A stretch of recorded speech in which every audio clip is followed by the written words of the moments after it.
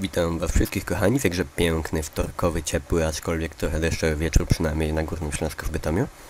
Odnosząc się do jakże prawdziwego faktu, że poprzednie nasze filmiki mogły być trochę przydługie, postaram się w jakoś ugodny sposób ten czas wyrównać i wam to wynagrodzić.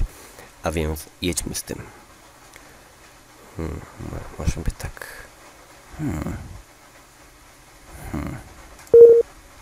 Och